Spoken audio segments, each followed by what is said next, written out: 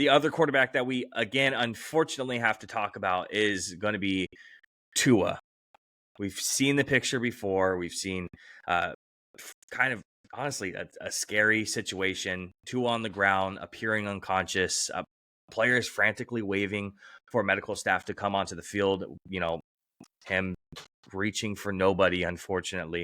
It's not a great thing to see. And now we have to ask the question, and some people don't want to answer it and some people don't want to talk about it, is should Tua retire at this point? We've seen multiple concussions. This is the third bad concussion we've seen from him. He had 3 concussions in 2022. This is his first one this year. Again, this is his third really, really bad one and really frightening one. And he also had a concussion all the way back when he played in Alabama too. So he's had a couple of concussions in his career.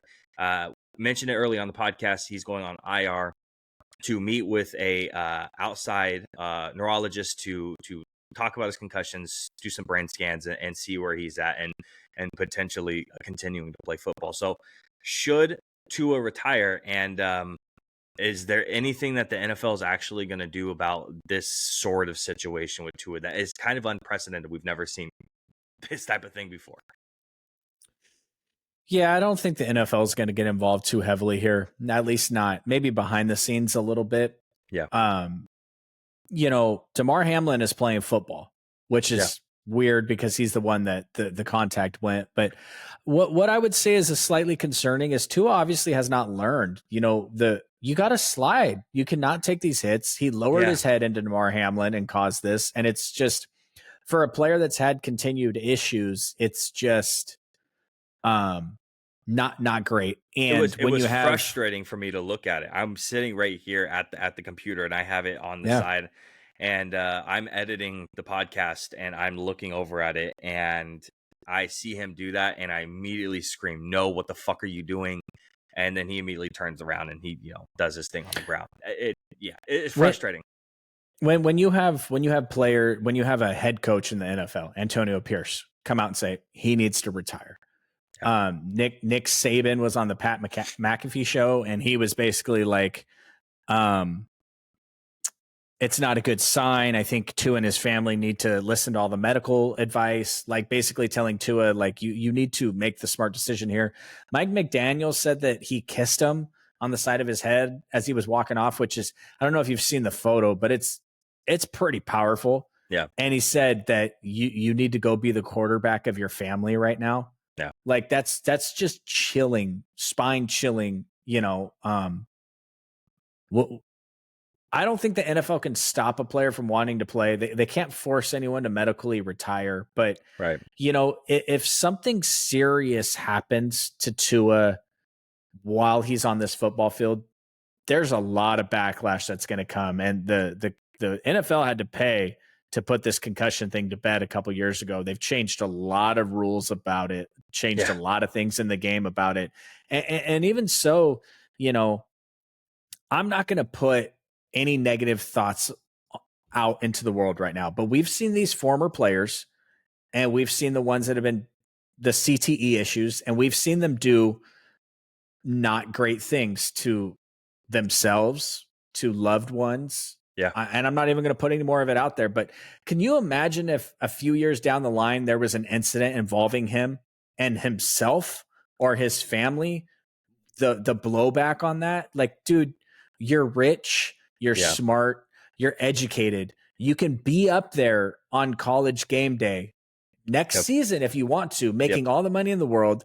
But frankly, at the end of the day, you make the NFL because you have a competitive nature inside your body that you and I would never understand. Yeah. And so if you were asking me to tell you what I think happens, I think he laces up his cleats as the Miami Dolphins quarterback once again.